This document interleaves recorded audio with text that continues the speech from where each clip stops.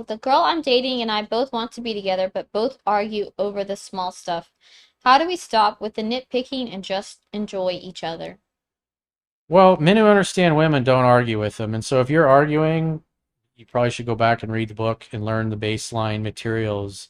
You can have spirited debates, but if you're not getting along, what do I say? Easygoing, easy to get along with, a woman who's flexible, who's a giver, who's nice to you.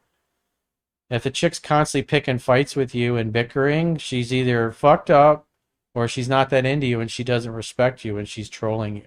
So, how do you stop from bickering and fighting? Well, make the choice to not bicker and fight.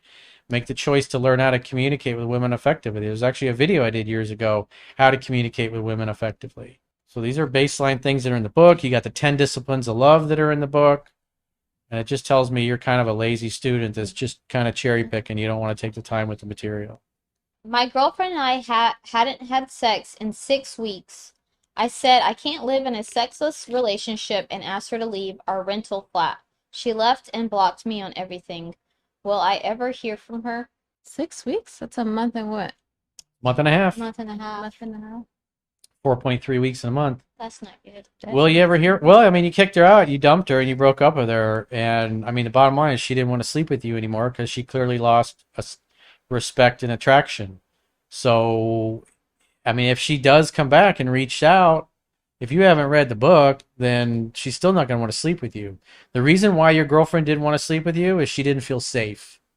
She doesn't trust you as the man in the relationship, and so she didn't feel heard and understood, and therefore the leg's closed. And again, you need to read the book. These things are laid out for you. You gotta put the time in. You gotta participate in your own rescue. Don't be a fucking cherry picker, thinking you'll just show up on a live stream and ask one question and that'll just solve all your problems. Because women, if you're doing what's right, if you're actually following the book, your girlfriend would have been wanting sex more than you, but that was the opposite. So you're clearly doing and saying things that turned her off, caused her to not feel safe in the relationship. She didn't trust your leadership. She didn't trust you being the man of the household. And the leg's closed on you. Coach, isn't it selfish that women don't make dates for her men in long-term relationships? I know you say men need to court their women, but it would be nice if women make a date sometimes.